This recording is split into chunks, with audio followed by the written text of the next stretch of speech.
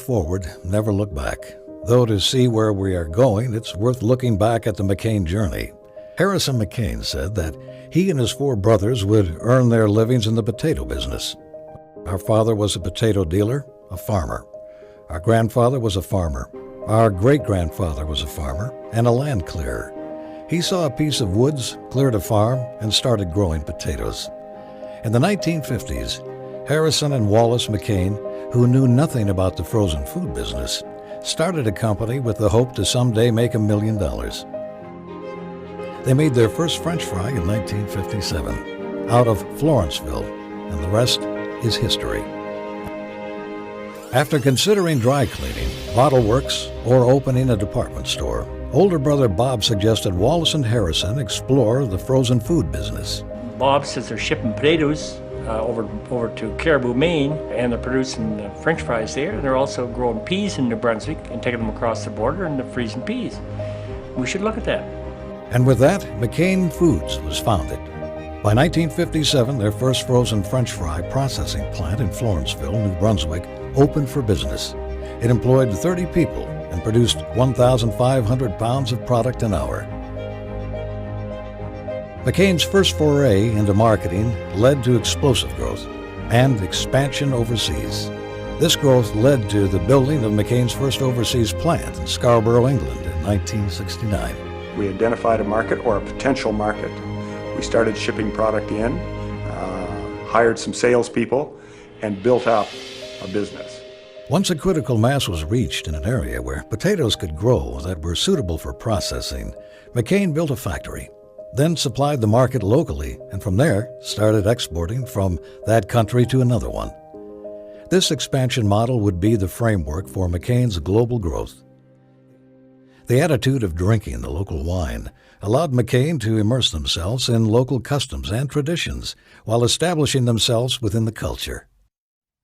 The shift in culture heading into the 1970s only helped cement McCain's dominance in the market.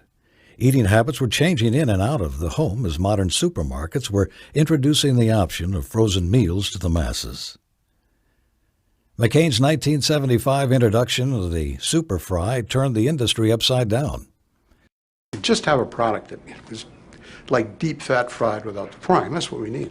We had a very small test kitchen here at the time, but I did some work there and came up with a formula, and we called it Super Fries. The rapid expansion of fast food chains, spreading from the U.S. to Canada, Europe, and beyond, fueled the birth of the French fry revolution.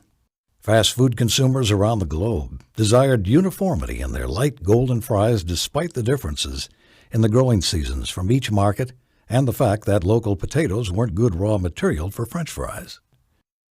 The need for a suitable alternative for the russet Burbank potato led McCain to invest in their agronomy program, a program that became instrumental in the development of the Shepity, Santan, and the Innovator, which is now grown in all European Union countries, as well as Australia, Argentina, and China. McCain, the shareholders, the founders, have always believed strongly in agronomy and agriculture, and they will spend time and effort to investigate a new country where to understand the raw material implications, the cost, the quality, before making a final decision on where to build a factory. As Harrison said in the past, once said, if you don't have agronomy right, nothing else matters.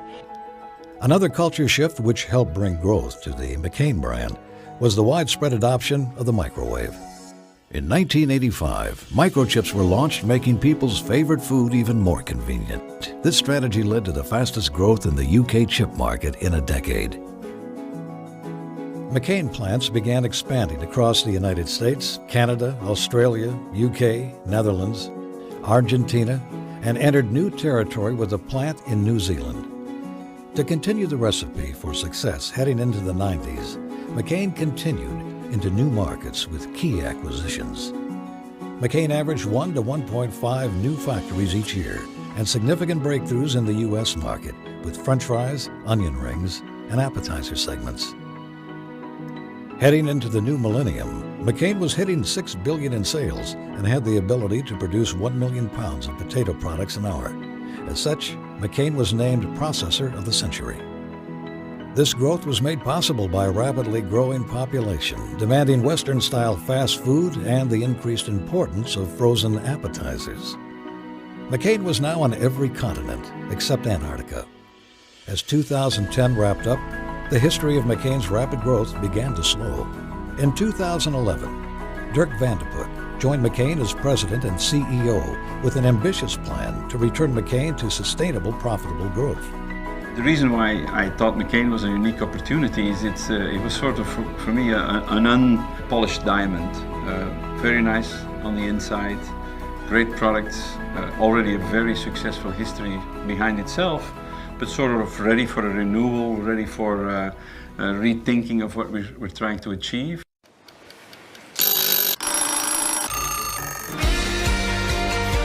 These plans have brought about a key focus on cost, ensuring our ongoing competitiveness and the ability to invest and expand our business. We have even come full circle and begun expansion in our Florenceville plant, where it all began 60 years ago.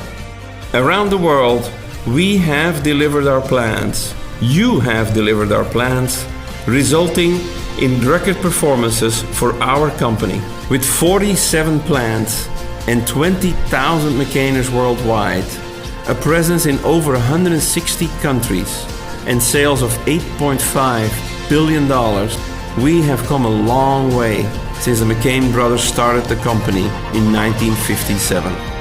They say success is a journey, not a destination. We continue that journey together, right here, right now.